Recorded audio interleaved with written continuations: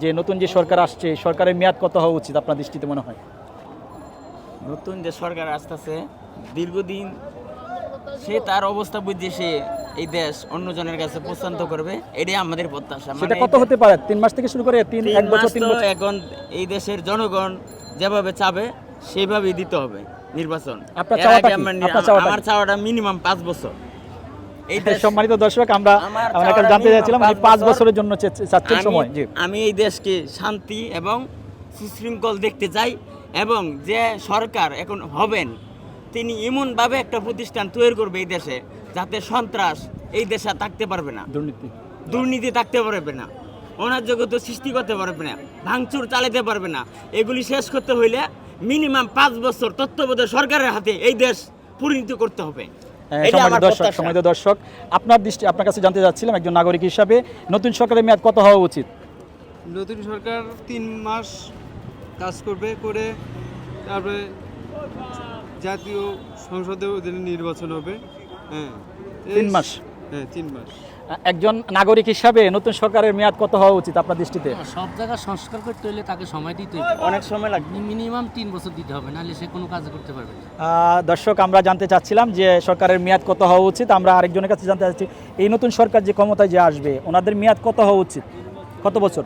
দেশের যে ক্ষয়ক্ষতি হয়েছে এটা তো 2-4-5 বছরে সেরে উঠবে এটা মনে হয় না। ভালো একজন সরকার যেহেতু গঠন করলে ইনশাল্লাহ সব ঠিক হয়ে যাবে। নতুন সরকারের মেয়াদ কত হওয়া উচিত আপনার দৃষ্টিতে? আপনি যেটা বলতে চাচ্ছেন এটা কি নতুন যে অন্তর্বর্তীকালীন সরকার? এটা তো যে রুল রেগুলেশন আছে ওই রুল রেগুলেশন অনুযায়ী 3 মাস উনি সরকার থাকবেন, এবং পরবর্তীতে ওরা এবং ডিসাইড করবে যে তারা যে সংসদ নির্বাচন দিবে, নতুন নির্বাচন দিবে, সেই নির্বাচনে যারা আসে ওরা তো 5 বছর থাকবে, এটাই স্বাভাবিক।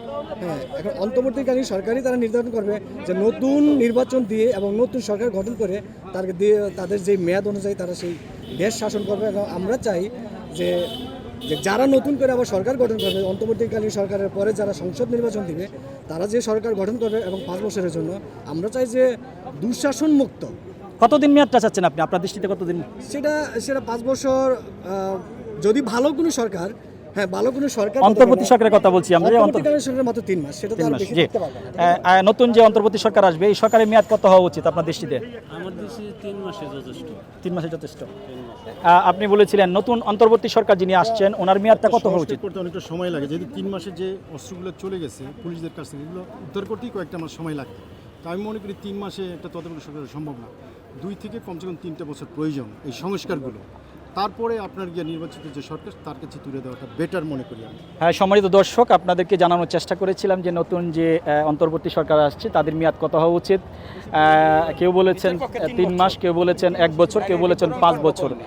সাধারণ জনগণ সাধারণত এটার মতামত প্রদান করেছেন, এবং এখানে যে জিনিসটাকে সবচেয়ে বেশি অগ্রাধিকার দিতে হবে সেটা হচ্ছে বাংলাদেশের কোটা বিরোধী বৈষম্য বিরোধী আন্দোলন যারা করেছে, যারা এই আন্দোলন করে যুদ্ধ জয় করেছে, দেশটাকে জয় করেছে, যারা অর্জন করেছে তাদের বিষয়টাকে প্রাধান্য দিতে হবে, এবং সাধারণ মানুষ এই বিষয়টাকে সবচেয়ে বেশি গুরুত্ব দিচ্ছেন।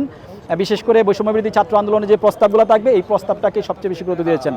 আপনারা সকলে মতামত প্রদান করবেন, আপনারা সকলে দৈনিক ডেস্টিনি পেজে থাকবেন, এবং এখান থেকে পেজটাতে সবাই ফলো দিয়ে রাখবেন, এবং ইউটিউব যে চ্যানেলটি আছে আপনারা সবাই সাবস্ক্রাইব করবেন, আপনাদের মূল্যবান তথ্য প্রদান করবেন। ভালো থাকবেন সবাই।